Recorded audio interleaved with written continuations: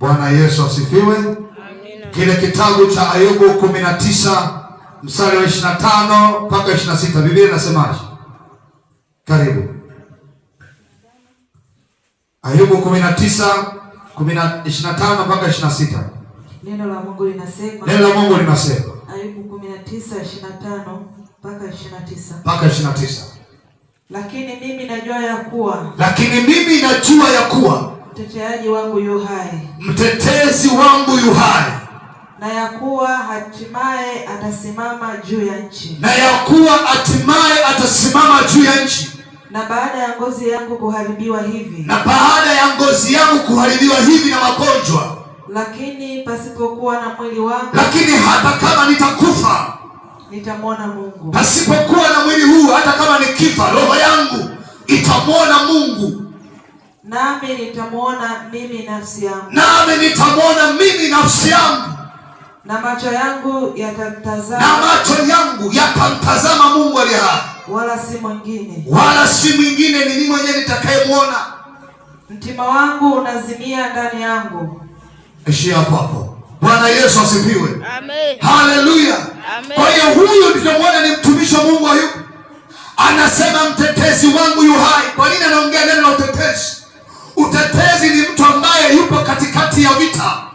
Yupo katikati ya vita, akigeuka huko anaona vita anaona watu wanamshambulia, akigeuka huko anaona jeshi linamfuata, akigeuka huko anaona watu wanamfuata, hapo yeye yuko peke yake. Sasa anasema naona mtetezi wangu yu hai. Ina maana Ayubu alipotazama kulia anaona vita, anaona magonjwa, akitazama kushoto anaona bado mke wake hamfariji, akitazama mbele anaona marafiki zake hawamfariji, akigeuka nyuma anaona watoto wake hawapo, akiangalia juu anaona bado watu wanazidi kumnyosha vidole kwamba Mungu wako yuko wapi? Wewe umetenda dhambi. Ona sasa, kama ungekuwa ni mtumishi wa Mungu usingeweza kupatwa na haya. Nataka nikwambie mpendwa, asubuhi ya leo ya kwamba Mungu aliye hai atakutetea na wewe. Hata kama unapita kwenye magonjwa, Mungu atakutetea na wewe. Nataka niongee na wewe mpendwa unanitazama. Inawezekana unapita kwenye shida ya magonjwa, inawezekana ndoa yako inasuasua, inawezekana mchumba wako unasuasua, inawezekana biashara yako kuna watu wanakufuatilia kukuangusha kiuchumi, lakini Mungu aliumba mbingu na nchi anakwenda kukutetea, anakwenda kukutetea, anakwenda kukutetea.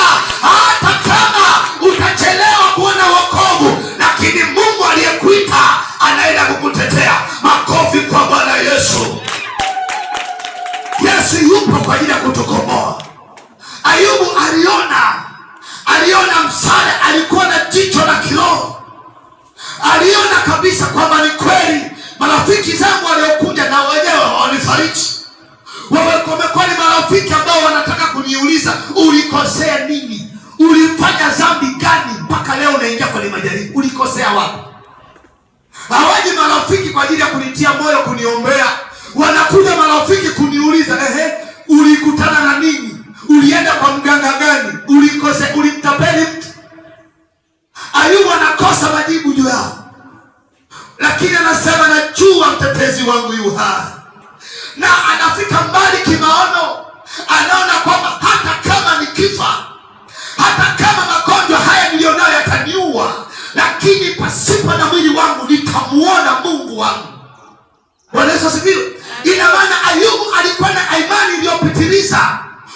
Mtu mwenye imani lazima uwe na imani iliyopitiliza, ndipo unapoweza kutoboa. Bwana Yesu asifiwe. Pokea imani ya viwango vikubwa. Pokea imani ya kushindana uovu.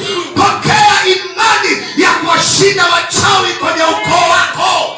Pokea imani ya kukutetea katikati ya maneno ya kukuvunja moyo. Mungu aweke imani ndani yako itakayoweza kulazimisha maneno ya watu. Bwana Yesu asifiwe. Amen. Jipe moyo mtu wa Mungu. Mungu amekuchagua si kwa hasara. Umechaguliwa kwa faida. Bwana Yesu asifiwe. Amen. Haleluya. Amen. Simama mahali ulipo kwa miguu yako. Simama mahali ulipo. Simama mahali ulipo. Simama mahali ulipo. Sema Bwana Yesu, ninakuhitaji. Unijalie imani